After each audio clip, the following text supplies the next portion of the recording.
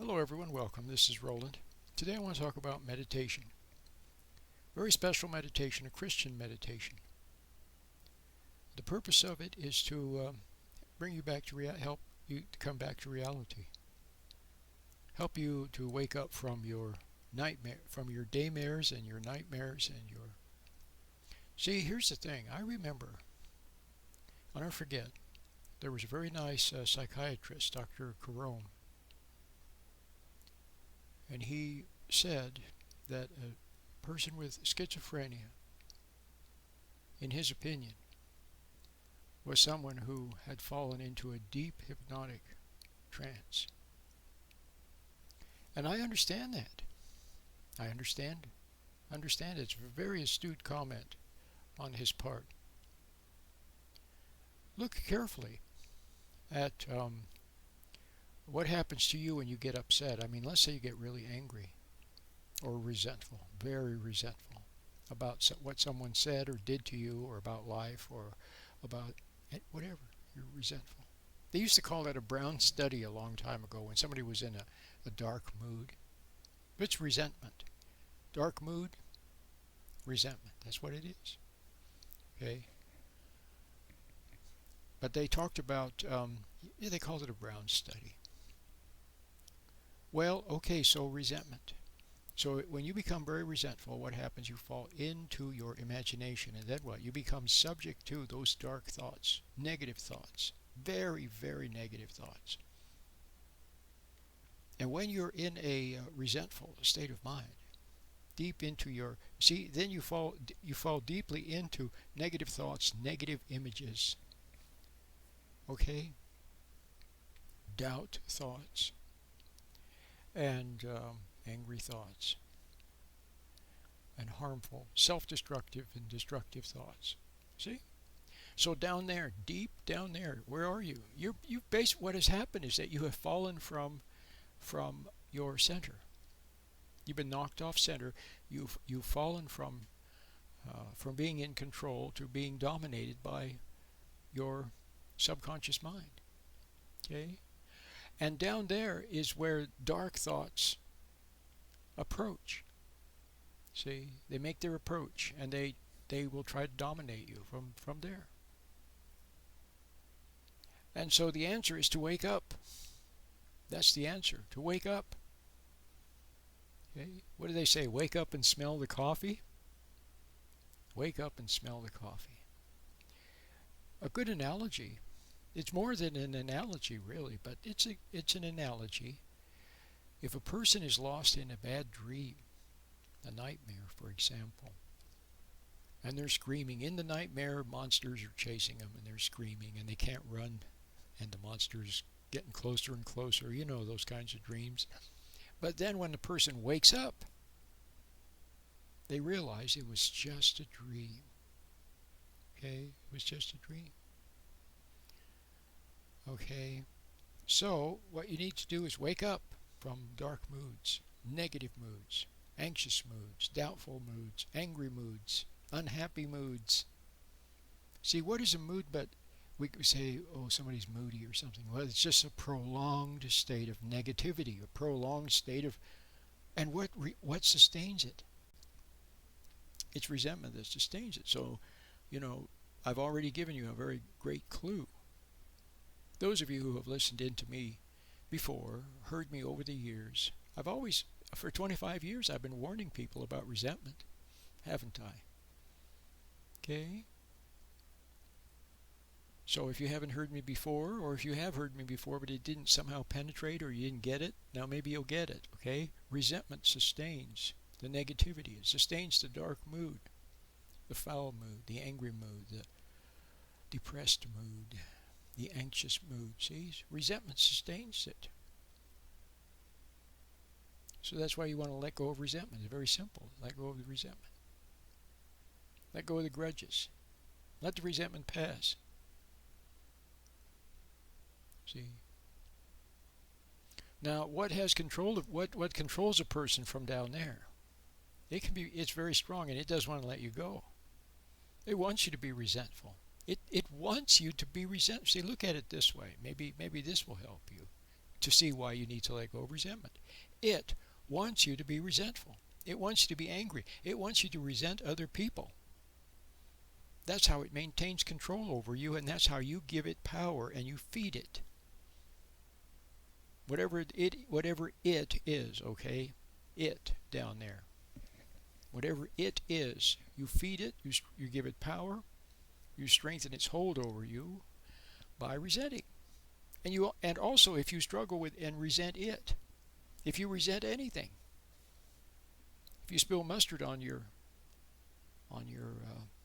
shirt and resent it, okay, or you resent the negative thought, or you resent your mom, or your wife, or your husband, whatever you resent, your boss, your work, yourself, any resentment at all, whatever it is, okay, sustains negativity. And it somehow blocks you from being positive too. Have you noticed that when you're in a bad mood, have you noticed how it's hard for people to cheer you up? Try to cheer somebody up in a bad mood. They don't want to be cheered up. They can't receive they have a hard time. Now little kids, sometimes you can cheer them up. If they're unhappy, see, they're not resentful. They're just unhappy. Somebody's been mean or cruel to them. See, that's how it starts when you were a little child. You were happy-go-lucky when you were a little child. But somebody was mean. Somebody was cruel or vicious or confusing. Or they put you down or whatever they did. The things that people do, it's just astonishing. Their creative cruelty. Well, where does that creative cruelty come from? Have you noticed how creatively cruel people can be? Have you noticed, like, for example, let's say you're a little bit down, okay? People sense it. Then they say, "Oh, you look sick," or you look you know. See, they say something very negative, and be careful. Don't resent it. Don't resent them for kicking you when you're down.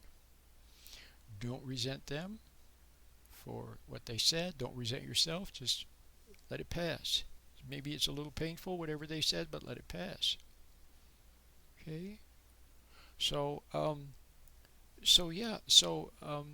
you get the idea?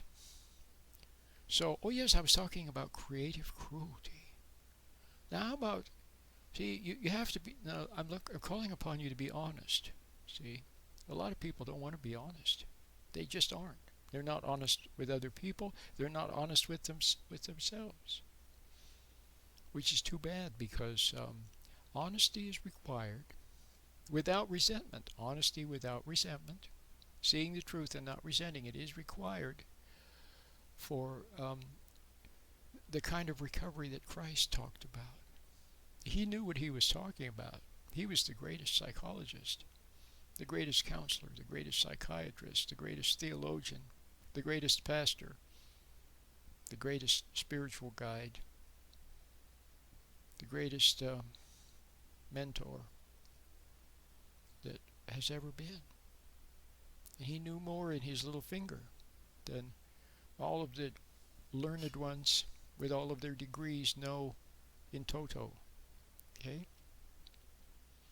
But if you want the kind of recovery that can happen according to Christ, his plan, okay, then truth is required. You have to be willing to realize and accept the truth. Okay? So people are in denial. You've seen drug addicts in denial, alcoholics in denial. You've seen people in denial.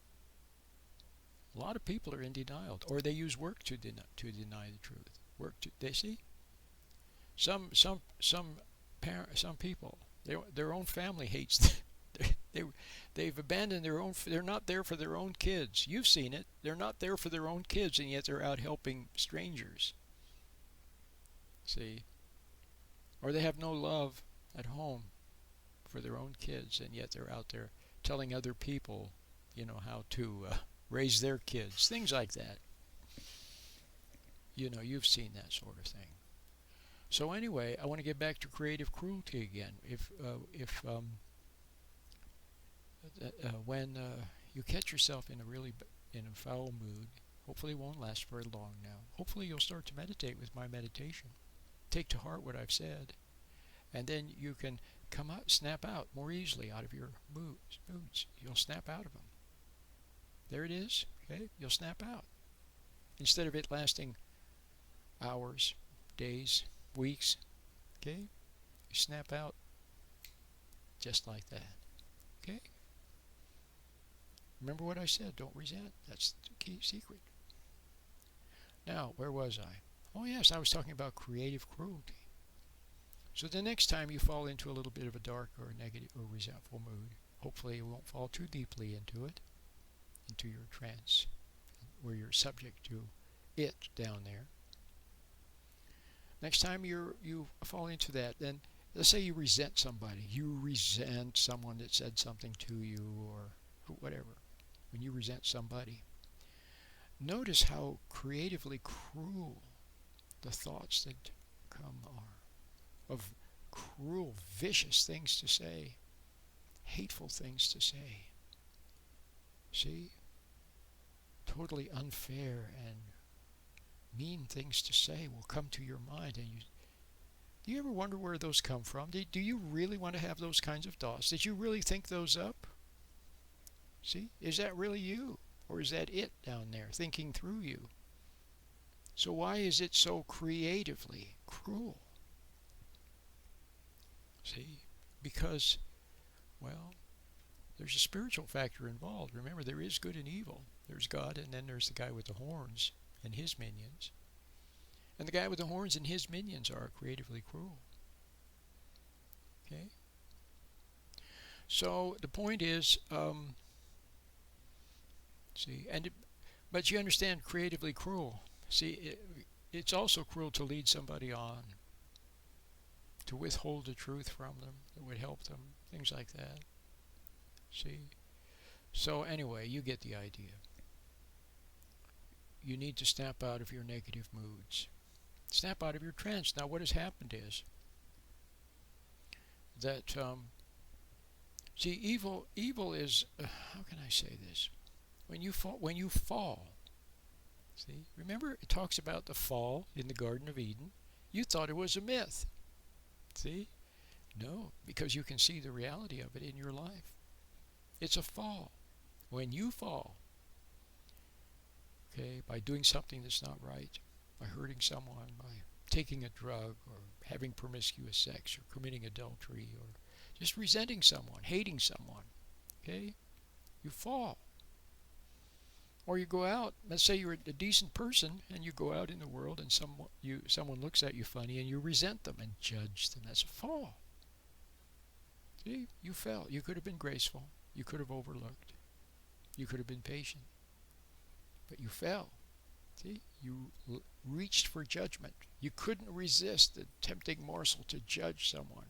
Well, okay, so that's a fall. So when you fall away from what? What do you fall away from? Well, let's put it this way. For example, look, when you're feeling well, when you're well, okay, you don't even notice it. You just feel well. But then when you're sick, okay, then you remember how it was when you were well, and you think, oh man, I wish I could have that back again. See? Well, likewise, okay, so you fall away from something good, something stable, something where you're in your center and things are right. You fall away from that into what? Into thoughts, into negativity, okay, into kind of a trance state. Okay, see, when Christ was around, he woke people, he told them the truth, and that woke them up. For some people, it was like a. You remember the aftershave commercial where the guy slapped his face with aftershave and he said, "Thanks, I needed that." Okay, or like a bucket, throwing cold water in someone's face. That's a big wake-up call. The truth can be a wake-up call. Somebody that tells you the truth without any guile. See, it penetrates. The truth can be a wake-up. But the lie is comforting. It comforts you, it soothes you, see? Or it shocks you. See, there's two kinds of hypnosis. One is the comforting, reassuring, so you drift away.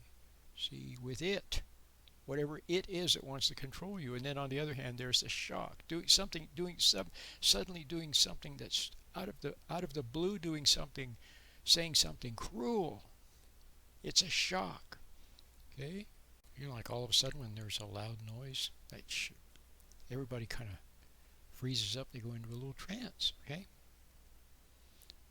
Some people freeze up when they have to perform. It's because they've been pressured when they were kids. So what you have to see is that somehow whatever temptation is, it gets you whatever, temptation is.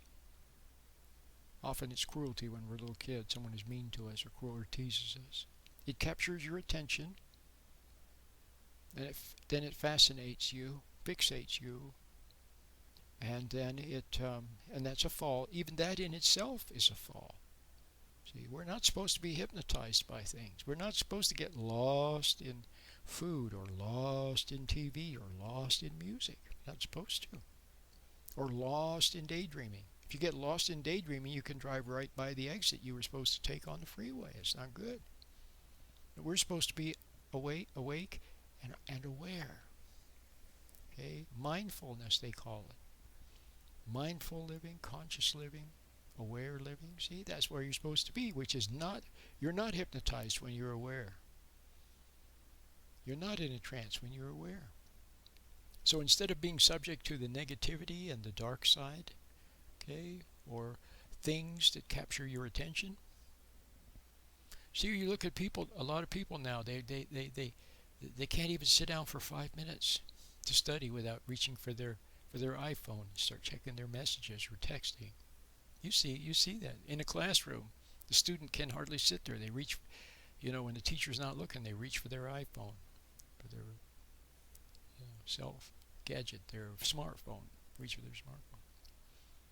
And some people, like they talk about adult ADHD, people's attention is grabbed by one thing and it's grabbed by something else and it's grabbed by something else. See, it's because in their life they've fallen away from awareness and they've fallen to that state, that lower state of consciousness where they're easily captured. Their attention is captured by this and captured by that. See? Well, you ought to be on the podium of your mind in control. See, so that life goes by. You watch life go by without being pulled in. Okay, and the same with your thoughts. Where your thoughts flow by like a river. You're sitting on the bank of a river and the thoughts flow by without you jumping into them.